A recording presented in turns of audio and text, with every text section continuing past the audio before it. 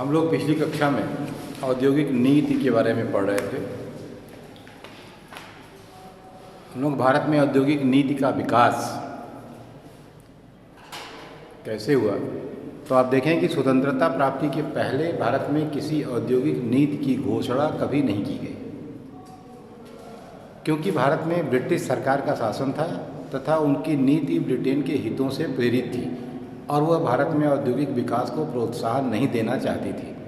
द्वितीय महायुद्ध के अनुभव के बाद सरकार ने देश में औद्योगिक नीति की आवश्यकता महसूस की, जिसके फलस्वरूप सन 1944 में नियोजन तथा पुनर्निर्माण प्लानिंग एंड रिकंस्ट्रक्शन विभाग की स्थापना की गई। इस विभाग के अध्यक्ष सर आरदेशीर दयाल द्वारा 21 अप्रैल 1945 को एक औद्योगिक नीति विवरण पत्र जारी किया गया, लेकिन व्यवहार में उसको क्रियान्वित नहीं किया जा सका।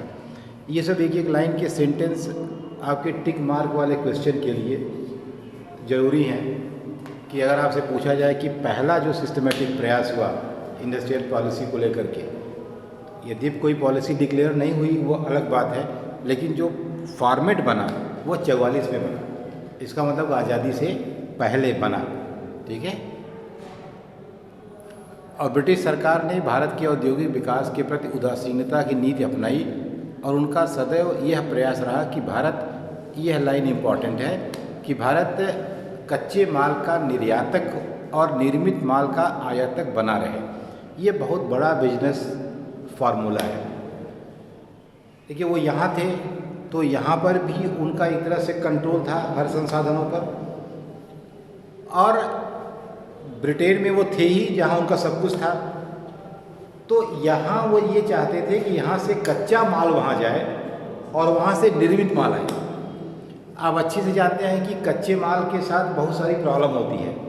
कच्चा माल सस्ता मिलता है, कच्चे माल में उसे नष्ट होने की संभावना ज़्यादा रहती है, उसका टिकाऊपन कम रहता है, उसको आप स्टोर ज़्यादा देर तक नहीं कर सकते हैं। तो इसका मतलब कि कच्चे माल को बेचने वाले और ख़रीदने वाले के बीच में हमेशा टर्म्स ऑफ ट्रेड बेचने वाले के अगेंस्ट रहता है। मतलब जो बेचने वाला है वह बहुत बार्गेनिंग पावर उसकी मजबूत नहीं होती है। तो इसलिए चाहते थे कि कच्चा माल यहाँ से ले जाएं और जब वहाँ से बना ले तो इन्हीं को मनमाने दाम पर बेचें। ध्यान दीजिए, हम ही से कच्चा माल ले जा करके और बना करके हम ही को ला करके चाहे जिस दाम पर बेचें। तो एक तरह से आप देखें तो दोनों तरफ से हमारी अर्थव्यवस्था के शोषण की पॉलिसी थी। कच्चा माल भी खरीदने में शोषण है और फिर बेचने में भी। बेचने में फिर क्या है भाई, वही बेचने वाले हैं, तो खरीदने में भी उनकी बार्गेनिंग पावर स्ट्रांग है और बेचने में भी उन्हीं की बार्गेनिंग पावर स्ट्रांग है, ठीक है। तो उनकी नीति हमेशा यह रही कि वो कच्चे माल ले जाएं और वहाँ से बने हुए सामान वापस ले आएं जो यहाँ बेचें। स्वतंत्रता प्राप्ति के पश्चात देश में तीव्र आर्थिक विकास के लिए औद्योगिक नीति की घोषणा करना आवश्यक समझा गया। इसके लिए भारत सरकार ने दिसंबर 1947 में एक औद्योगिक सम्मेलन का आयोजन किया। इस सम्मेलन में यह निष्कर्ष निकला कि भारत सरकार को जल्दी ही एक स्पष्ट औद्योगिक नीति की घोषणा करनी चाहिए। औद्योगिक सम्मेलन की सिफारिश पर भारत सरकार द्वारा 6 अप्रैल 1948 को, यह हमारी पहली औद्योगिक नीति है आज़ाद भारत की, जो सबसे महत्वपूर्ण भी है, सबसे सिस्टमेटिक भी है, और आप यूँ कह सकते हैं कि पहली गाइडलाइन है कि हम किस तरीके से औद्योगिक क्षेत्र में आगे बढ़ेंगे।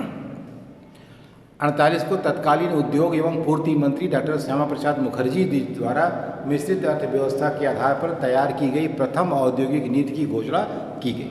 तो पहली इंडस्ट्रियल पॉलिसी 1948 में 6 अप्रैल को श्यामा प्रसाद मुखर्जी जी, उस समय आपके उद्योग और पूर्ति मंत्री थे, उनके द्वारा घोषित की गई और खास करके मिश्रित अर्थव्यवस्था पर फोकस किया गया, यानी सार्वजनिक क्षेत्र और निजी क्षेत्र दोनों के को एग्जिस्टेंस को इम्पोर्टेंस दी गई। अब देखो 48 की औद्योगिक नीति थी क्या। स्वतंत्रता प्राप्ति के पश्चात 6 अप्रैल 1948 को प्रथम औद्योगिक नीति की घोषणा की गई। इस नीति में आगामी कुछ वर्षों तक विद्यमान औद्योगिक इकाइयों का राष्ट्रीयकरण न करने और सरकारी स्वामित्व में नई औद्योगिक इकाई स्थापित करने का प्रावधान किया गया। इस प्रकार प्रथम औद्योगिक नीति में निजी एवं सार्वजनिक क्षेत्र के साथ साथ कार्य करने पर जोर दिया गया। 2 बातें बड़ी स्पष्ट की गई। एक, कि किसी भी पहले जो उद्योग चले आ रहे थे अंग्रेजों के समय से निजी क्षेत्रों में, ये था कि इनको फिलहाल इनका राष्ट्रीयकरण नहीं किया जाएगा, जो जहाँ है उत्पादन करते रहेंगे। लेकिन अब जो नई इकाइयाँ लगेंगी उन्हें कौन लगाएगा? सरकार लगाएगी। अर्थात निजी क्षेत्र की इकाइयाँ जो हैं उनका राष्ट्रीयकरण फिलहाल अभी नहीं होगा, लेकिन नए उद्योग उनको लगाने की अनुमति नहीं दी जाएगी। नए उद्योग कौन लगाएगा? सरकार लगाएगी। अब औद्योगिक नीति 48 की विशेषता क्या थी? प्रथम औद्योगिक नीति की प्रमुख विशेषताएं निम्नलिखित हैं। उद्योगों का वर्गीकरण। इस नीति के अंतर्गत उद्योगों को निम्नलिखित 4 भागों में विभाजित किया गया। पहला, पूर्णतया सरकारी क्षेत्र। इस क्षेत्र में सुरक्षात्मक एवं राष्ट्रीय हित के लिए प्रमुख 3 उद्योग शस्त्र निर्माण, युद्ध सामग्री और परमाणु शक्ति। ये ध्यान रखने वाली चीज़ है कि जो बहुत ही नेशनल इम्पोर्टेंस का एरिया था, जहाँ युद्ध से संबंधित शस्त्र का निर्माण था, एटॉमिक एनर्जी की बात थी, एटॉमिक पावर की बात थी, और इसके अलावा जो थे शस्त्र निर्माण, युद्ध सामग्री, परमाणु शक्ति के उत्पादन और नियंत्रण तथा रेल यातायात, ये जो 3 चीज़ें थी, इनका स्वामित्व पूर्णतया किसके पास रखा गया? सरकार के पास, और प्रबंध को रखा गया एवं इसके प्रबंध को पूर्णतया केंद्रीय सरकार के एकाधिकार क्षेत्र में रखा गया। ये भी ध्यान दीजिए, केवल सरकार के नहीं, केंद्रीय सरकार के एकाधिकार में। ऐसा नहीं कि राज्य सरकार देखने लगे, राज्य सरकार को भी इसकी अनुमति नहीं है। अधिकांश, दूसरा क्या है? अधिकांश सरकारी क्षेत्र। इस वर्ग में कोयला, लोहा, इस्पात, वायुयान निर्माण, पोत निर्माण, टेलीफोन, तार, बेतार यंत्र निर्माण तथा खनिज तेल उद्योगों को शामिल किया गया। मतलब जहां अधिकांश किसके पास रहेगा? सरकार के पास रहेगा, लेकिन कुछ हिस्सा इसका मतलब प्राइवेट में हो सकता है। इन उद्योगों से संबंधित जो औद्योगिक इकाइयाँ वर्तमान में निजी क्षेत्र में हैं, उन्हें अगले 10 वर्षों तक निजी क्षेत्र में रहने दिया जाएगा, परंतु इनसे संबंधित नई औद्योगिक इकाइयाँ स्थापित करने का अधिकार पूर्णतया सरकारी क्षेत्र को दिया जाएगा। इसलिए अधिकांश सरकारी कहा कि अभी तक जो उद्योग इन क्षेत्रों में हैं वह तो अगले 10 साल तक बने रहेंगे, लेकिन अब नया अगर कोई उद्योग खुलता है तो उसे सरकार खोलेगी, उसे प्राइवेट सेक्टर खोलने की अनुमति नहीं दी जाएगी।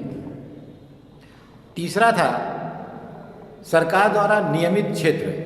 तीसरे वर्ग में सरकार राष्ट्रीय महत्व के कुछ आधारभूत उद्योगों एवं कुछ उपभोक्ता उद्योगों जैसे सूती वस्त्र, सीमेंट, चीनी, कागज, रबर आदि को शामिल किया गया।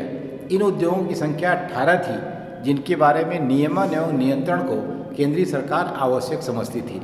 अब क्या था? इनको ये तो ठीक है कि प्राइवेट सेक्टर में रहे, लेकिन रेगुलेशन पूरा किसके पास रहे? सरकार के पास रहे।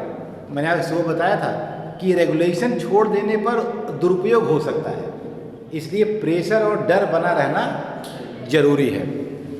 इसके बाद पूर्णतया निजी क्षेत्र है। चतुर्थ वर्ग में से सभी उद्योगों को रखा गया। इन उद्योगों पर निजी क्षेत्र का पूर्ण अधिकार होगा, परंतु इन पर सरकार का सामान्य नियंत्रण। दोनों में थोड़ा अंतर है, पूर्ण नियंत्रण और सामान्य नियंत्रण। पूर्ण नियंत्रण का मतलब कि आप पर बिल्कुल नज़र रखी जाएगी, आप कुछ भी गड़बड़ नहीं कर सकते हैं। सामान्य नियंत्रण में बहुत ब्लंडर जब तक आप नहीं करेंगे तब तक आपको ठीक है छूट दी जाएगी कि आप अपने हिसाब से काम करते रहिए। तो यहाँ सामान्य नियंत्रण, लिमिटेड कंपनियों पर भी नियंत्रण है।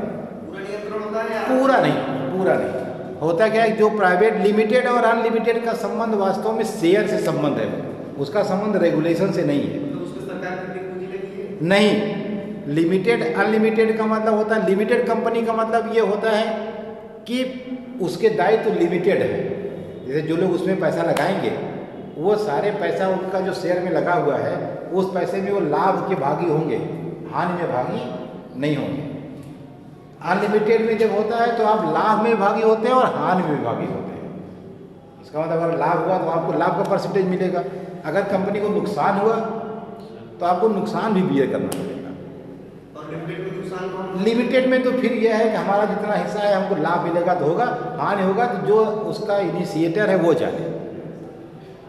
जैसे हम लोग शेयर खरीदते हैं ना, जैसे लिमिटेड कंपनी के शेयर है तो हमारे लिमिटेड दायित्व की बात है। ऐसा नहीं है कि हमने अगर 5% शेयर खरीद लिया, कंपनी डूब गई तो सब आप मेरे ऊपर जड़ दीजिए, चलिए आप ही भरिए, ठीक है। तो कुटीर एवं लघु उद्योगों का विकास, development of cottage and small scale industries दूसरा है। इस नीति के अंतर्गत सरकार ने लघु एवं कुटीर उद्योगों को अत्यंत महत्वपूर्ण स्थान दिया। इनके विकास का उत्तरदायित्व तो राज्य सरकारों को सौंपा गया और इनकी सहायता के लिए विभिन्न स्तरों पर विशेष संस्थाओं के निर्माण पर जोर दिया गया। इस नीति में यह भी बताया गया कि सरकार कुटीर एवं लघु उद्योगों व बृहद उद्योगों के बीच समन्वय स्थापित करेगी। अब देखो क्या है कि उद्योगों के कई प्रकार हैं, बृहद उद्योग, लघु उद्योग और कुटीर उद्योग। वास्तव में उद्योगों में लगी पूंजी और उस पर कार्य करने वाले श्रमिकों की संख्या के आधार पर हम इसको कैटेगराइज करते हैं। सरकार समय समय पर तय करती है कि इतना अमाउंट तक लगेगा तो कुटीर उद्योग, इसके ऊपर लगेगा तो लघु उद्योग और इसके ऊपर पूंजी लगेगी तो बृहद उद्योग होगा। तो राज्य सरकार को दायित्व दिया गया कि वह लघु और कुटीर उद्योगों को, कारण यह है कि लघु और कुटीर उद्योग वो लोकल लेवल पर स्थापित किए जाते हैं। लोकल लेवल पर उपलब्ध रॉ मटेरियल के आधार पर, उसके लिए आवश्यक स्किल्ड लेबर के आधार पर, उसके अनुसार आवश्यक प्राकृतिक संसाधनों के आधार पर, उसके द्वारा आधार पर उत्पादित वस्तु की लोकल मार्केटिंग के लिए उपलब्ध सुविधा के आधार पर, ये सारी चीज़ें देख करके, क्योंकि केंद्र सरकार नहीं देख सकती ना कि जौनपुर के माधवपट्टी में ऐसी कौन सी योग्यता है कि वहाँ कौन सा उद्योग लगा दिया जाए। तो जौनपुर के माधवपट्टी में लगाने के लिए स्टेट गवर्नमेंट को देखना पड़ेगा और खास करके जौनपुर के डीएम को जा करके देखना पड़ेगा कि माधवपट्टी में कौन सी सुविधा है। तो इसलिए जो लोकल लेवल का इस्टेब्लिशमेंट था उसके लिए राज्य सरकारों को अधिकृत किया गया और उनसे, और ये भी जरूरी है कि सभी अकॉर्डेंस में हों। जैसे जो कुटीर उद्योग आप लगा रहे हैं तो ऐसा कुछ करिए कि कुटीर उद्योग से अगर आप मान लीजिए कि आपने यहाँ आसपास आपके रेशम बहुत होता है, आपने कुटीर उद्योग लगा करके रेशम का धागा बनवा लिया, तो उसके बगल में कोई ऐसी इंडस्ट्री लगवाइए जो रेशम के धागे का इस्तेमाल करती हो ना। तो और फिर उसके बाद कोई बड़ी इंडस्ट्री ऐसी करिए जो रेशम का कपड़ा बना करके एक्सपोर्ट करती हो, तो यानी तीनों का एक साथ तालमेल भी हो। अब ऐसा ना हो कि आपने यहाँ जो कुटीर उद्योग में पैदा किया अब वो पूरे हिंदुस्तान में कहीं इस्तेमाल ही नहीं होता है, तो क्या करेगा, कौन खरीदेगा उसको। तो जब सारे उद्योग एक दूसरे से कोऑर्डिनेटेड रहते हैं तो सबको मार्केट मिलता जाता है। कुटीर वाले को लघु का मार्केट, लघु वाले को बड़े का मार्केट और बड़े वाले को पूरे दुनिया का मार्केट ना। और एक्सटेंशन जो होता है साइज ऑफ द मार्केट का, वास्तव में वही डेवलपमेंट होता है। विकास की परिभाषा क्या है, बाजार के आकार का विस्तार ही विकास है। इसलिए दुनिया, पूरी दुनिया केवल और केवल मार्केट को अपने कब्जे में करने में लगी हुई है कि पूरे दुनिया में सामान बेचे और कितने कितने लोग हमारा ही सामान खरीदें। तो भाई दो तरीके से आप पैसा कमा सकते हैं, या तो आप कोई नई चीज़ का आविष्कार कर लीजिए। आविष्कार करना भाई कठिन है तो या तो उसको बना लीजिए। अब आविष्कार करने में बहुत बड़े पैमाने पर रिसर्च की फैसिलिटी की ज़रूरत है। बहुत बड़ा आपके पास टैलेंट हो, बहुत सॉफ्टवेयर, बहुत सारी सुविधाएं हो, बहुत पैसा लगता है रिसर्च करने में। यही कोरोना वैक्सीन बनाने में थोड़ा सा पैसा खर्च हुआ, जोखिम भी है भाई। इतना रुपया लगाया और टाटा फिक्स हो गया, अंत में कुछ नहीं निकला। भाई रिसर्च का मतलब क्या है, रिसर्च का मतलब है कि आप बिल्कुल एकदम कुछ नहीं जानते जिसको आप पाना चाहते हैं। कोरोना वैक्सीन के बारे में आपको कुछ नहीं पता है, आप हवा में तीर चला रहे हैं, अरबों खरबों का पैसा लगा हुआ है। बाई चांस है सही भी क्लिक हो सकता है और गलत भी हो सकता है। तो इतनी क्षमता होनी चाहिए कि गलत क्लिक हो जाए तब भी कोई फर्क न पड़े। ऐसा ना हो कि सुसाइड करना पड़े, इतना रुपया लग गया अब चलो आत्महत्या कर लो। और ऐसा भी होना चाहिए अगर सही क्लिक कर गया तो भाई कोई बात नहीं। तो इतना बड़ा पैसा इन्वॉल्व है कि इसलिए अब इनोवेशन वैसे भी पूरे दुनिया में अमेरिका के कब्जे में है। इनोवेशन कहाँ से हो रही है, सारी अमेरिका कर रहा है, और मैन्युफैक्चरिंग सारी चाइना के कब्जे में है। तो पूरे दुनिया में दो ही चीज़ इंपॉर्टेंट है, एक इनोवेशन और एक भाई मैन्युफैक्चरिंग, और दोनों ने कब्जा कर लिया। उसे सस्ता दुनिया में कोई बना नहीं सकता और उससे बढ़िया कोई आविष्कार नहीं कर सकता। तो हम लोग क्या करें अब, तो हम लोगों के पास एक ही विकल्प है कि बढ़िया बेच लें। तीसरा विकल्प क्या बचा कि वह खोज करें, वह उत्पादन करें और हम उसकी मार्केटिंग कर लें। यही नहीं बचा भाई, और क्या बचा है। तो तीन ही काम तो हैं पैसा कमाने के। तो अगर हम कोई चीज़ आविष्कार नहीं कर सकते तो जिसका आविष्कार हुआ है उसकी हम मार्केटिंग कर लें भाई आराम से, ठीक है। तो इसलिए कहा कि तीनों में कोऑर्डिनेशन हो, कुटीर उद्योग में, लघु उद्योग में और बृहत उद्योग में। तो कोई बहुत बड़ी कंपनी हिंदुस्तान की, जैसे रिलायंस इंडस्ट्रीज़ हो, तो अच्छा तब है जब रिलायंस इंडस्ट्रीज का संबंध माधवपट्टी के गांव वाली इंडस्ट्री से भी हो, मतलब यहाँ से तार जुड़ा हो उसका, जो उसके कंपनी में धागा लगता हो कहाँ से जा रहा हो, माधवपट्टी वाले गांव से, तब तो आपका सही लाइन में कोऑर्डिनेशन है। अगर वो रिलायंस इंडस्ट्री अपना रॉ मटेरियल चाइना से इंपोर्ट कर लेती है तब इसका मतलब नीचे आप जो आर्थिक और आय और धन के वितरण की असमानता दूर करना चाहते हैं वो नहीं होगा, क्योंकि बाकी किसी हिंदुस्तान में तो कुछ मिल ही नहीं रहा है। और अगर सब एक लाइन में हो जाएं तो रिलायंस इंडस्ट्री का फ़ायदा माधवपट्टी से लेकर के रिलायंस इंडस्ट्री तक जाएगा, तब ना हर जगह सबके आय में कुछ न कुछ हिस्सा मिलेगा, तब ना सबकी आर्थिक स्थिति ठीक होगी, तब ना धन और आय के वितरण की असमानता कम होगी। तो इसलिए एक साइंटिफिक तरीके से कोऑर्डिनेशन की ज़रूरत है, सभी तरह के उद्योगों को एक साथ आपको लाइन अप करने की ज़रूरत होती है, और ये जिम्मेदारी सौंपी गई राज्यों को। मैं आपसे बार बार कहता हूँ कि पॉलिसी सिर्फ प्रपोजल है, होगा क्या ये समय बताएगा, इसको पॉलिसी नहीं बता सकती है, क्योंकि अन्य बातें समान रहेंगी तब होगा ना। तो सर उसमें स्वास्थ्य को कहाँ रखा गया, सरकार ने रखा या सरकार ने स्वास्थ्य और शिक्षा दोनों की बात करो, केवल स्वास्थ्य की बात नहीं है, स्वास्थ्य और शिक्षा के साथ है।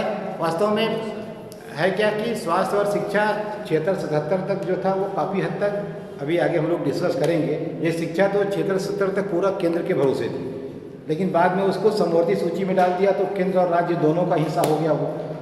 तो स्वास्थ्य भी दोनों के हिस्से में है, केंद्र भी देखता है और राज्य भी देखता है। लेकिन किसी भी देश में, चाहे जैसा देश हो, ये सवाल नहीं है कि अमीर है गरीब है, ईमानदारी की बात यह है कि शिक्षा और स्वास्थ्य दो चीज़ें केंद्र को पूरी तरह रेगुलेट करनी चाहिए। खुद या तो उपलब्ध कराए या जो दूसरा उपलब्ध करा रहा हो, मान लो कि खुद उपलब्ध कराने के संसाधन नहीं भी हो सकते हैं, ऐसा नहीं है, जैसे प्राइवेट सेक्टर अगर उपलब्ध करा रहा है तो उसका रेगुलेशन बहुत मजबूत होना चाहिए, अर्थात उसे परसेंटेज डिसाइड कर देना चाहिए कि इससे अधिक का प्रॉफिट आप नहीं कमा सकते हैं, ठीक है। जैसे सरकार सदर अस्पताल अपनी खोल रखी है जौनपुर में, तो सदर अस्पताल की एक सीमा है, वो सबको एकोमोडेट नहीं कर सकती। जौनपुर में 50-55 लाख की आबादी है, तो 50-55 लाख की आबादी के लिए केवल सदर तो नहीं काम करेगा, और सरकार 5 सदर खोल भी नहीं सकती है, उसके पास पैसा नहीं है, तो वो सी के प्राइवेट नर्सिंग होम को अलाउ कर दे। लेकिन नर्सिंग होम जैसे वास्तव में समाज सेवा का व्यवसाय किया जाता है उस तरह से चलने दें, जबकि आजकल तो स्थिति हो गई है कि सबसे अधिक बिजनेस कहाँ हो रहा है, हेल्थ में ही हो रहा है, क्योंकि वो एक तरह से लोगों की मजबूरी भी है, वहाँ सब डिमांड इनइलास्टिक है, आपको जाना ही जाना है, आपको जो डॉक्टर बता दे आपको इतना ये बीमारी है, इतना इलाज में पैसा लगेगा, आपके पास कोई दूसरा विकल्प नहीं है कि आप करें। तो सरकार को चाहिए कि वो इसको बहुत मजबूती से रेगुलेट करे, और इसका रेट, इसकी सुविधाएं, जैसे आप कमरे का किराया 500 रुपया रख रहे हैं, तो 500 रुपये सरकार को सुनिश्चित करना चाहिए कि कमरा 500 रुपये के लायक ही है। ऐसा नहीं है कि वो 500 रुपया ले करके और आपको 100 रुपये के लायक का कमरा दे करके आपसे बिल बना के पैसा ले लेते हैं। तो सरकार को शिक्षा और स्वास्थ्य या तो मुफ्त उपलब्ध कराए पूरे देश को, अगर वो चाहता है कि आपका, देखिए, बिना ह्यूमन कैपिटल के कोई भी देश विकास नहीं कर सकता, और ह्यूमन कैपिटल का मतलब होता है हेल्दी होना और मेंटली फिट होना। तो फिजिकली फिट होना, मेंटली फिट होना, ये दोनों डिपेंड करता है एजुकेशन पर और हेल्थ पर। तो इसलिए हेल्थ और एजुकेशन को तो आप जब तक बहुत अच्छा नहीं रखेंगे किसी देश में, तब तक बाकी का उम्मीद करना तो बेवकूफ़ी की बात है, हो ही नहीं सकता है। क्योंकि बहुत अच्छा इंजीनियर, बहुत अच्छा डॉक्टर, बहुत अच्छा वकील, बहुत अच्छा बैंक का कर्मी, बहुत अच्छा IAS, बहुत अच्छा टीचर, ये सब तो बहुत अच्छी शिक्षा से पैदा होगा भाई ना। जब आपकी शिक्षा ही बहुत अच्छी नहीं है, आपकी शिक्षा की सुविधाएं सबको उपलब्ध नहीं है, उस लेवल की शिक्षा उपलब्ध नहीं है जो वास्तव में वैल्यू एडेड एजुकेशन है, क्वालिटी एजुकेशन है, जो इंटरनेशनल स्टैंडर्ड की एजुकेशन है, जो आपकी विद्यार्थी को पूरे दुनिया में कहीं भी खड़ा करने में समर्थ है, किसी से भी कम्पीट कराने में उसमें क्षमता है। अगर ऐसा नहीं है तो वो पढ़ के, जैसे आप बीए कर रहे हैं और अगर आपकी ये बीए की क्वालिफिकेशन जाकर अमेरिका में खड़े होकर बोलने के लायक नहीं है, तो फिर आपको बीए करने से क्या फ़ायदा हुआ।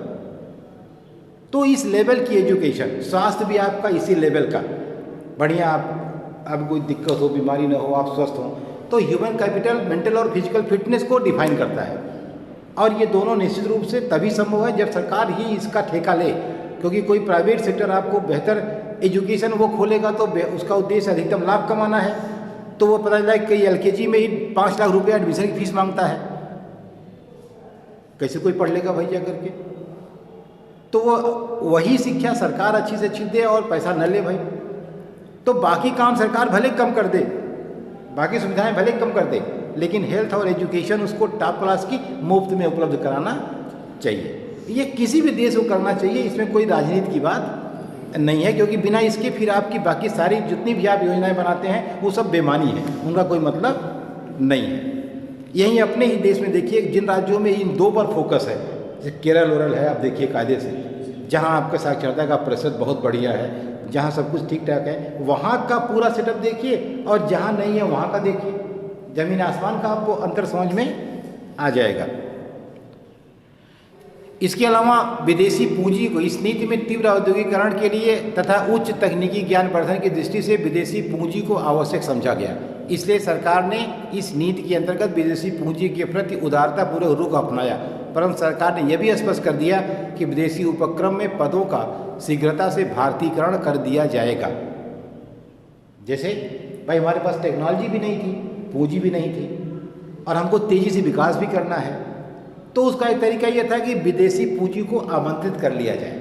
विदेशी पूंजी आई तो विदेशी टेक्नोलॉजी आई, विदेशी कर्मचारी भी आए, लेकिन ये कहा गया जल्दी ही पदों पर किसकी नियुक्ति हो जाएगी, वो भारतीयों की नियुक्ति हो जाएगी। ठीक है। प्रशुल्क एवं कर नीति क्या था? इस नीति के अंतर्गत सरकार की प्रशुल्क नीति अनावश्यक विदेशी स्पर्धा को रोकने की होगी, जिससे कि उपभोक्ता पर अनुचित भार डाले बिना विदेशी साधनों का उपयोग किया जा सके, पूंजीगत विनियोग करने, बचत में वृद्धि करने एवं कुछ व्यक्तियों के हाथों में संपत्ति का केंद्रीकरण करने के लिए कर प्रणाली में आवश्यक सुधार किया जाएगा। इसका मतलब सिर्फ ये था, प्रशुल्क और कर का मतलब होता है, कर का मतलब देश के भीतर जो करारोपण होता है उसकी बात हम करते हैं। प्रशुल्क का मतलब होता है विदेशी आयात और निर्यात पर जो कर लगाया जाता है उसे प्रशुल्क कहते हैं। तो हम आवश्यकता अनुसार प्रशुल्क और कर का प्रयोग करके उपभोक्ता सामान बेहतर मूल्य पर और अच्छी क्वालिटी का उपलब्ध कराएंगे तथा देश के भीतर आय और धन के वितरण की असमानता को दूर करने का प्रयास किया जाएगा। श्रमिकों के हितों की सुरक्षा, इस नीति के अंतर्गत औद्योगिकरण को गति देने तथा उत्पादकता में वृद्धि करने के लिए श्रम व प्रबंध के मध्य मधुर संबंधों के महत्व पर बल दिया गया, जिससे कि श्रम शक्ति का पूर्ण व कुशलतम उपयोग किया जा सके।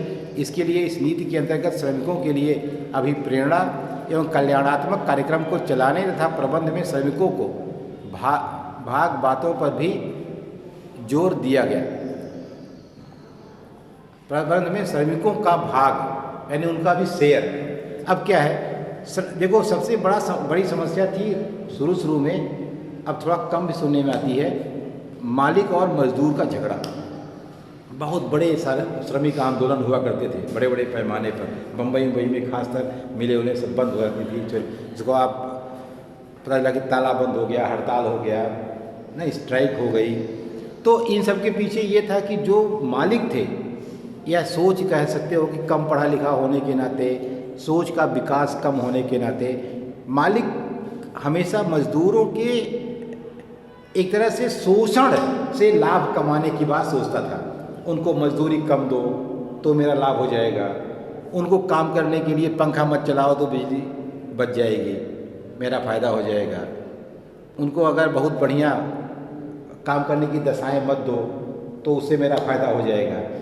यानी इस तरह के ऐसे काम करके जिनसे उनको लगता था कि मेरा पैसा बच रहा है तो मुझे लाभ हो रहा है। जाहिर सी बात है कि अगर इस तरह की वर्किंग कंडीशंस बहुत अच्छी नहीं है, अगर उनकी मजदूरी पर्याप्त नहीं है, अगर उनको समय समय पर बोनस नहीं मिलता है, त्योहारी नहीं मिलती है, उनको आने जाने का काम के प्लेस पर साधन नहीं मिलता है, उनको रहने के लिए मकान नहीं मिलता है, जहाँ रहते हैं वहाँ रहने लायक कंडीशंस नहीं है, वहाँ उनको पानी नहीं है, बिजली नहीं है, बच्चों के पढ़ने के लिए उनके स्कूल नहीं है, बीमार होने पर उनके लिए वहाँ अस्पताल की व्यवस्था नहीं है, ये सब वो नहीं करते थे पर्याप्त। उनको लगता था कि यह पैसा नुकसान करना है और ये हम क्यों करें, ठीक है।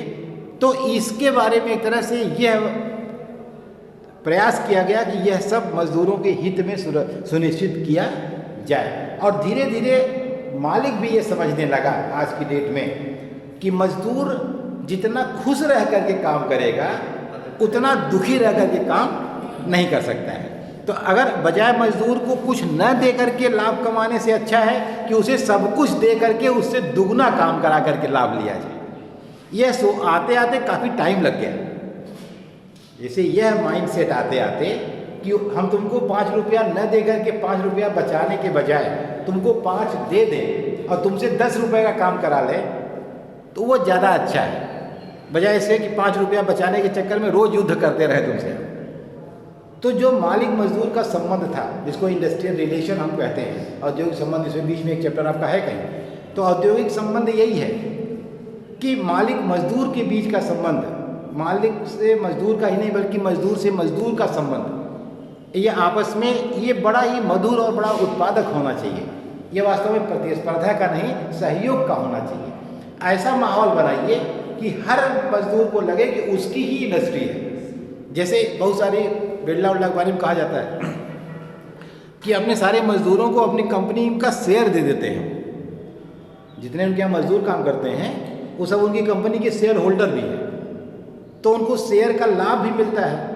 अब जब आपको लगेगा कि अगर कंपनी को फ़ायदा हो जाए तो मेरे हिस्से वाला लाभ हमको ज़्यादा मिलेगा, तो आप हमेशा किसका प्रयास करेंगे कि कंपनी को फ़ायदा हो, ज़्यादा उत्पादन हो। तो एक तरह से यह प्रबंधन में भागीदारी वाली बात है, जो ये कह रहा है कि प्रबंधन में श्रमिकों की भागीदारी कर लीजिए। श्रमिक को ये लगे ही नहीं कि दूसरे के यहाँ काम करता है, उसको क्या लगे कि वो अपना ही काम करता है। तब वो मशीन को तोड़ने के बजाय मशीन को बचाने का प्रयास करेगा, ठीक है। बिल्कुल वैसे होगा जैसे यहाँ जो कुर्सी रखी रहती है, ये कब तक बची रहेगी आपकी कृपा है ना, ये कभी भी टूट सकती है। लेकिन अगर आपको दे दिया जाए कि ये तुम्हारी कुर्सी है, घर ले जाओ, तब ये तुम्हारे बच्चों के समय तक भी सुरक्षित रहेगी। ऐसा क्यों हो जाता है? जैसे ही आपको अपनेपन का एहसास होता है, आप उसके प्रति चिंता आपकी बढ़ जाती है, और जो सबका रहता है वो किसी का नहीं रहता है। इसीलिए पब्लिक पार्क में कुर्सी 24 घंटे नहीं चलती है और घर में कुर्सी 50 साल चलती है ना। उसके पीछे कोई और कारण थोड़ा है, कुर्सी तो वही है, चाहे यहाँ रखो चाहे वहाँ रखो।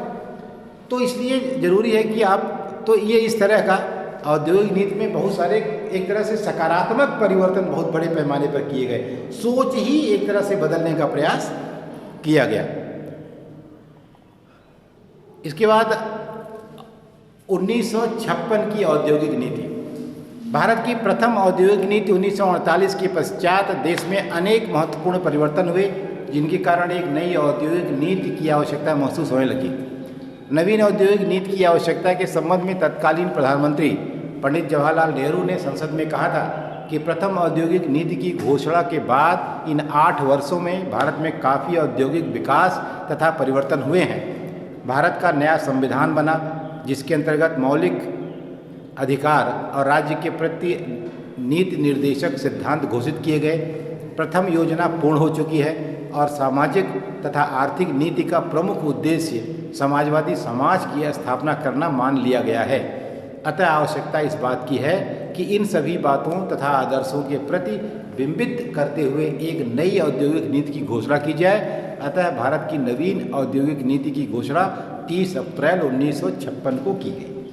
अब देखो, जो 48 की नीति आई वह आज़ादी के तुरंत बाद जरूर आई, लेकिन उस पर आज़ादी का कोई असर विद्यमान नहीं था। वो तो तुरंत आप आज़ाद हुए थे ना। लेकिन जब 56 का समय आ गया, तब उस समय तक आपका संविधान बन गया, आप गणतंत्र हो गए। संविधान हमने समाजवादी समाज की स्थापना का लक्ष्य स्वीकार कर लिया, और इन सारे उद्देश्यों को प्राप्त करने के लिए अब हमको एक नए सेटअप की जरूरत थी। इसलिए पंडित जी ने कहा कि एक नई औद्योगिक नीति बनाई जाए, और अब हम काफ़ी हद तक औद्योगिक विकास कर भी लिए हैं। आप ध्यान दीजिएगा, 8 ही साल हुआ है, लेकिन ये कहने की स्थिति हो गई है सरकार की कि हमने अब कुछ औद्योगिक विकास कर लिया है। ये बहुत बड़ी उपलब्धि है, छोटी मोटी उपलब्धि नहीं है। औद्योगिक नीति 1956 के प्रमुख उद्देश्य फिर क्या तय किए गए? औद्योगिकरण की गति में तीव्र वृद्धि करना। अब औद्योगिकरण तो हो गया है, लेकिन इसकी स्पीड को क्या करना है? बढ़ाना है, तेज करना है। देश की अर्थव्यवस्था को सुदृढ़ बनाने के लिए बड़े उद्योगों का विकास एवं विस्तार करना। अब देखो, अब हमारा फोकस किस पर हो गया? बड़े उद्योगों पर, ठीक है। सार्वजनिक क्षेत्र का विस्तार करना, कुटीर एवं लघु उद्योगों का विस्तार करना, एकाधिकार एवं आर्थिक सत्ता के संकेंद्रण को रोकना। यह शुरू से हमारा प्रयास रहा कि संसाधनों का केंद्रीकरण न हो जाए, या कुछ लोगों के हाथों में ही पूरा पैसा या पूरा संसाधन या पूरी सत्ता न चली जाए। रोजगार के अधिक अवसर उपलब्ध करना, आय तथा धन के वितरण की असमानता को कम करना, श्रमिकों के कार्य करने की दशाओं में सुधार करना। यही वर्किंग कंडीशन है कि मजदूर जहाँ काम कर रहा है, आप मजदूर को काम करने लायक दशा दीजिए। जैसे आप पढ़ रहे हैं तो आपको पढ़ने लायक दशा होनी चाहिए, कायदे से बैठने की सीट हो, बढ़िया खुला कमरा हो, हवा हो, पंखा हो, बिजली हो, सब कुछ ठीक ठाक से होना चाहिए। औद्योगिक संतुलन स्थापित करना, श्रम प्रबंध एवं पूंजी के मध्य मधुर संबंध स्थापित करना। ये बहुत बड़ी बात है कि हमेशा जब एक दूसरे से सहयोग का भाव होता है किसी भी संस्था में, किसी भी संगठन में, किसी भी समुदाय में, तो उसका विकास तेजी से होता है। जब उसके सारे घटक आपस में एक दूसरे से प्रतिस्पर्धा कर रहे होते हैं, ईर्ष्या कर रहे होते हैं या वैमनस्य रखे होते हैं, तो विकास की जगह विनाश होता है। इसलिए कहीं भी अगर आप विकास करना चाहते हैं तो पहली शर्त है कि सहयोग की भावना होनी चाहिए, न कि प्रतिस्पर्धा की भावना। प्रतिस्पर्धा भी ठीक है, ईर्ष्या की भावना नहीं होनी चाहिए। जब हम प्रतिस्पर्धा शब्द का प्रयोग करते हैं तो प्रतिस्पर्धा पॉजिटिव सेंस में इस्तेमाल होती है। जैसे दो छात्रों का कंपटीशन हो सकता है, दोनों एक दूसरे से टॉप करना चाहते हैं, लेकिन ईमानदारी से अपनी मेहनत करके, उसकी साइकिल पंचर करके नहीं कि इम्तहान के दिन तो इम्तहान ही नहीं देने पाए, इसकी साइकिल पंचर कर दो। ये निगेटिव कंपटीशन हुआ। ये प्रतिस्पर्धा कैसी हुई?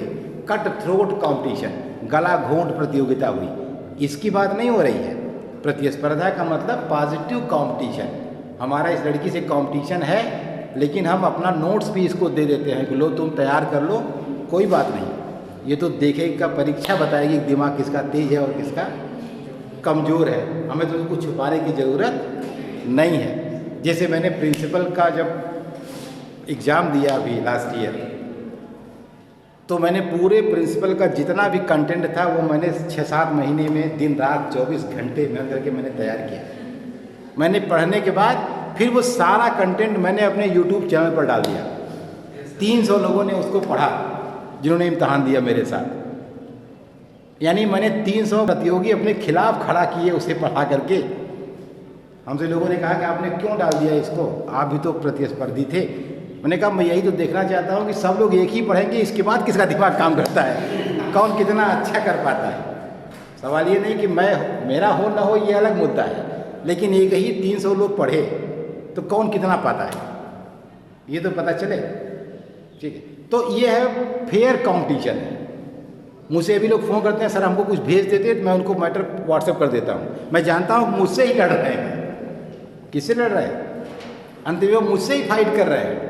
लेकिन मैं कभी नहीं कहता हूँ कि मैं आपको नहीं भेजूंगा, नहीं दूंगा या नहीं बताऊंगा, ऐसा नहीं। क्यों? ठीक है, जिसको होना होगा होगा, जिसको मिलना होगा मिलेगा, उसका कोई फर्क। अरे हम आप सबको पढ़ा रहे हैं, लेकिन इसी पे हमारे ही पढ़ाने पे कुछ विद्यार्थी टॉप कर जाते हैं, कुछ फेल हो जाते हैं। तो आखिर पढ़ा तो मैं सबको बराबर ही रहा हूँ ना। ऐसा थोड़ा है कि उसको अलग से कुछ बता रहा हूँ, तुमको नहीं बता रहा हूँ। तो वो सब डिपेंड करता है हर व्यक्ति का IQ कैसा है, उसका राइटिंग स्टाइल कैसी है, उसका कंसंट्रेशन कैसा है, वो उस 3 घंटे में कितना कंसंट्रेट है। आने से क्या होता है? आने से किसी को नंबर नहीं मिलता है। ठीक है, अभी को औद्योगिक नीति 1956 की मुख्य विशेषताएं क्या है? इस नीति की प्रमुख विशेषताएं निम्नलिखित हैं। उद्योगों का वर्गीकरण, क्लासिफिकेशन ऑफ द इंडस्ट्रीज। इस नीति में उद्योगों को 3 वर्गों में, पहले हमने कितने बांटा था? 4 वर्गों में, इसमें 3 वर्गों में। वे उद्योग जिनके निर्माण का पूर्ण उत्तरदायित्व राज्य पर होगा। पहला, वे उद्योग जिनकी नवीन इकाइयों की स्थापना साधारणतः सरकार करेगी, लेकिन निजी क्षेत्र से यह आशा की जाएगी कि वह इस प्रकार के उद्योगों के विकास में सहयोग दे। से सभी उद्योग जिनकी स्थापना और विकास सामान्यतः निजी क्षेत्र के अधीन होगा। इस नीति में उद्योगों का वर्गीकरण निम्न 3 अनुसूचियों में किया गया। इसमें 3 अनुसूचियां ही बनाई गई। देखो, एक अनुसूची क, इनमें 17 उद्योगों को सम्मिलित किया गया जिसके भावी विकास का संपूर्ण दायित्व सरकार पर होगा। इस अनुसूची में सम्मिलित किए गए उद्योग इस प्रकार हैं, ये नाम सुन लो, ठीक है। अस्त्र शस्त्र और सैन्य सामग्री, अणु शक्ति, लौह एवं इस्पात, भारी ढलाई, भारी मशीनें, बिजली का सामान, कोयला, खनिज तेल, लौह धातु तथा तांबा, मैग्नीज, हीरे व सोने की खानें, शीशा, जस्ता आदि खनिज पदार्थ, विमान निर्माण, वायु परिवहन, रेल परिवहन, टेलीफोन, तार और रेडियो उपकरण, विद्युत शक्ति का जनन और उसका वितरण। मतलब बिजली का प्रोडक्शन भी सरकार करेगी, डिस्ट्रीब्यूशन भी सरकार करेगी। तो इतने उद्योग थे जिन्हें कहा गया कि राज्य इसको देखेगा। अनुसूची ख क्या है? इस वर्ग में वे उद्योग रखे गए जिनके विकास में सरकार उत्तरोत्तर अधिक भाग लेगी, अतः सरकार इनकी नई इकाइयों की स्थापना स्वयं करेगी, लेकिन निजी क्षेत्र से भी आशा की गई कि वह भी इसमें सहयोग देगा। इस वर्ग में 12 उद्योग शामिल किए गए, जैसे अन्य खनिज माने जो वहाँ खनिज घोषित किए गए, उनके अलावा जो खनिज होंगे, मिनरल्स बहुत सारे होंगे ना, तो जो खनिज वहाँ घोषित हो गया उसके अलावा अन्य खनिज, एल्यूमिनियम एवं अन्य अलौह धातुएँ, मशीन, औजार, लौह मिश्रित धातु, औजारी इस्पात, रसायन उद्योग, औषधियाँ, उर्वरक, कृत्रिम रबर, कोयले से बनने वाले कार्बनिक रसायन, रासायनिक घोल, सड़क परिवहन, समुद्री परिवहन। इस वर्ग को मिश्रित क्षेत्र की संज्ञा दी जा सकती है। जैसे तुम्हारा रोडवेज सरकार भी चलाती है और रोड में प्राइवेट बसें भी चलती हैं, तो इसको क्या कहेंगे? इसके अलावा सूची ग में क्या है? इस वर्ग में से समस्त उद्योगों को रखा गया तथा जिनके विकास व स्थापना का कार्य निजी और सहकारी क्षेत्र पर छोड़ दिया गया, परंतु इनके संबंध में सरकारी नियंत्रण एवं नियमन की व्यवस्था की गई। इस वर्ग को निजी क्षेत्र की संज्ञा दी जा सकती है। तो जो अनुसूची ग है उसमें एक तरह से प्राइवेट सेक्टर है, लेकिन शर्त यह है कि उसका नियमन किसके पास रहेगा। आप ध्यान दीजिए, कहीं भी ऐसा नहीं हो रहा है कि नियमन छोड़ दिया जाए। इसका मतलब कि नियमन सरकार का रहेगा, स्थापना और उत्पादन चाहे जो करे, इससे मतलब नहीं है। देखो, लघु एवं कुटीर उद्योगों का विकास। लघु एवं कुटीर उद्योग को इस औद्योगिक नीति में भी महत्वपूर्ण स्थान प्रदान किया गया। लघु एवं कुटीर उद्योग से रोजगार के अवसर बढ़ने, आर्थिक शक्ति का विकेंद्रीकरण होने तथा राष्ट्रीय आय में वृद्धि होने की पूर्ण संभावना होती है। इसलिए सरकार ने इस नीति में बड़े पैमाने के उत्पादन की मात्रा सीमित करके और उनके प्रति विभेदात्मक कर प्रणाली अपनाकर तथा लघु एवं कुटीर उद्योगों को प्रत्यक्ष सहायता देकर लघु एवं कुटीर उद्योगों के विकास को प्रोत्साहन दिया। क्या क्या करके? ये उसको पता है कि अगर लघु उद्योग ढेर सारे हो जाएं तो उससे एक फ़ायदा तो ये हो जाएगा कि आर्थिक शक्ति का विकेंद्रीकरण हो जाएगा, हर स्तर पर लोगों को काम मिल जाएगा, रोजगार ज़्यादा हो जाएगा। और ये लगें, इसके लिए क्या किया? इसके लिए किया कि विभेदात्मक कर प्रणाली लगाई। लघु उद्योगों को कर की दर कम लगाई जाएगी, बड़े उद्योगों को ज़्यादा लगाया जाएगा। लघु उद्योगों को प्रोत्साहन दिया जाएगा, यानी सब्सिडी पर लोन दिया जाएगा अगर आप लगाते हैं। तो इस तरह की सुविधा दे करके लघु उद्योगों को बढ़ाने का प्रयास किया गया। निजी तथा सार्वजनिक क्षेत्र में पारस्परिक सहयोग बनाने की नीति अपनाई गई। इस नीति के अंतर्गत सरकार ने यह स्पष्ट किया कि निजी और सार्वजनिक क्षेत्र पूर्णतः अलग अलग नहीं है, बल्कि वे एक दूसरे के सहयोगी हैं। बाद में आगे चल करके आपने देखा कि पब्लिक प्राइवेट पार्टनरशिप का एक बहुत बड़ा कॉन्सेप्ट ही आ गया। 91 की जो पॉलिसी आई तो उसमें हम लोग आगे देखेंगे कि निजी और सार्वजनिक क्षेत्र के सहयोग से ही पहले दोनों थोड़ा थोड़ा पैसा लगा दें, बजाय अलग अलग लगाने के दोनों मिल के लगा दें। ठीक है, जैसे प्राइवेट से उसने कहा कि आप सड़क बनवा दीजिए, सड़क हमारी रहेगी, टोल टैक्स वसूल लीजिए, क्या करिए? तो ये हो गया ना। तो भाई ठीक है, सड़क उनकी नहीं है, सड़क किसकी है? क्योंकि सरकार ने जमीन के अधिग्रहण का पैसा कौन दिया है? सरकार दी है। वो ओनरशिप किसकी है? सरकार की है। आपने सड़क बनाया है, जितनी लागत आई है 10 साल 20 साल 25 साल तक टोल टैक्स से वसूल लीजिए, फिर सड़क क्या करिए? छोड़ दीजिए। नियमित टोल टैक्स भी नहीं है उसके बाद। जैसे यहाँ ये जो तुमको याद होगा जलालपुर वाले पुल के आगे सरकार भी टोल टैक्स बंद कर दी है एक समय के बाद ना। जैसे पुल बनाया और पुल की लागत 10 साल 20 साल एक लाइफ होती है, उसके बाद मान लिया जाता है उसका पूरा हो गया तो टोल टैक्स बंद हो जाता है। अब कहाँ टैक्स लगता है? जलालपुर वाले पुल से जब आगे निकले तो जलालपुर में पहले लगता था वहाँ टैक्स, अब नहीं लगता है, हट गया है वो। अरे पहले क्या, भी 3-4 साल पहले तक लगता था। तो ऐसा है कि अंतर अब नहीं लगता है।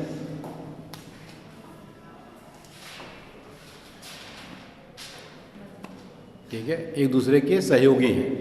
निजी क्षेत्र के प्रति न्यायपूर्ण एवं भेदभाव रहित व्यवहार। इस नीति के अंतर्गत सरकार ने स्पष्ट किया कि निजी क्षेत्र के विकास में सहायता देने की दृष्टि से सरकार पंचवर्षीय योजनाओं द्वारा निर्धारित कार्यक्रमों के अनुसार विद्युत, परिवहन तथा अन्य सेवाओं और राजकीय उपायों से उद्योगों के विकास को प्रोत्साहन देगी, परंतु निजी क्षेत्र की औद्योगिक इकाइयों को सामाजिक और आर्थिक नीतियों के अनुरूप कार्य करना होगा। संतुलित औद्योगिक विकास, बैलेंस्ड इंडस्ट्रियल डेवलपमेंट। इस नीति में यह स्पष्ट किया गया कि सरकार उद्योग एवं कृषि का संतुलित एवं समन्वित विकास करके और प्रादेशिक विषमताओं को समाप्त करके संपूर्ण देश के निवासियों को उच्च जीवन स्तर उपलब्ध कराने का प्रयास करेगी। देखो, कृषि और उद्योग का बैलेंस बहुत जरूरी है और जब तक यह नहीं होगा तब तक देश का संपूर्ण विकास भी नहीं होगा। या यूँ कहिए कि समाज के हर वर्ग का एक साथ सामाजिक आर्थिक उन्नयन नहीं होगा। जैसे कृषि का टर्म्स ऑफ ट्रेड उद्योग के साथ, ये देखिए जो MSP वगैरह है जो तय होती है, मिनिमम सपोर्ट प्राइस वगैरह, या जो सरकार का नियमन है, ये सब चीज़ें इन्हीं सबको मेंटेन करती हैं। जैसे गेहूँ 5 रुपये में बिके और आशीर्वाद का आटा 50 रुपये में बिके, तो इसका मतलब कि इंडस्ट्री तो खरीद रही है कितने में? 5 रुपये में एग्रीकल्चर से, और बेच कितने में रही है? 50 में। तो इसका मतलब कृषि और उद्योग के बीच का व्यापार शर्त किसके पक्ष में है? उद्योग के पक्ष में है। सरकार को ये चाहिए कि सरकार सुनिश्चित करे कि 25 रुपये से कम में वहाँ से खरीदेगी नहीं और 40 रुपये से ज़्यादा में बेचेगी नहीं। यानी MSP यहाँ तय करे और MRP वहाँ तय करे, तब न बैलेंस होगा। अगर आप किसान की आय दुगनी करना चाहते हैं तो ये बेसिक रिक्वायरमेंट है कि MSP निर्धारित करिए, जिसके लिए किसान झगड़ा मचाए हुए हैं और कह रहे हैं इसको कानून बनाया जाए। तो वास्तव में बहुत सामान्य सा इकोनॉमिक्स है। अगर किसान से खरीदना आप फ्री कर देंगे, चाहे जितने में जाके खरीद लीजिए, तो किसान के बेचने की मजबूरी है। उसके यहाँ फसल पैदा होते ही उसका जो उधार जिसने दिया है, उसका जो उधार देने वाला वो खड़ा रहता है कि जल्दी से मेरा पैसा दो, तो उसको बेचना उसकी मजबूरी है, वो रुक नहीं सकता। ऐसे में जब बेचना मजबूरी हो जाती है तो आप जानते हैं कि कीमत बहुत कम हो जाती है, तो खरीदने वाला किसी भी दाम पर खरीद लेगा आने पौने पर, और ले जा करके उसको मनमानी दाम में बेचेगा। तो कृषि और उद्योग के बीच का जो टर्म्स ऑफ ट्रेड है वो एकदम 100% अनफेवरेबल हो जाएगा, वो कृषि के पक्ष में कभी हो ही नहीं सकता है।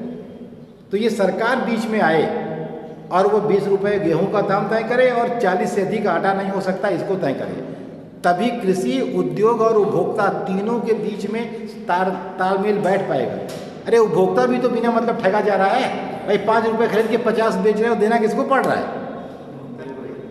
तो या तो एक तरीका है कि कृषि और उपभोक्ता दोनों के बीच का सीधा संबंध दलाल हटा दिया जाए बीच में मीडिएटर को, हम सीधे किसान से गेहूँ खरीदें, पिसवा के खाएं, बात खत्म हो गई। क्यों हम आशीर्वाद आटा लें? अगर ऐसा हो जाए कि किसान से सीधे उपभोक्ता खरीदे और गेहूँ पिसवा के खा ले अपना, खत्म बात हो गई, तब भी थोड़ा सब कुछ ठीक हो सकता है। तो ये ज़रूरी है कि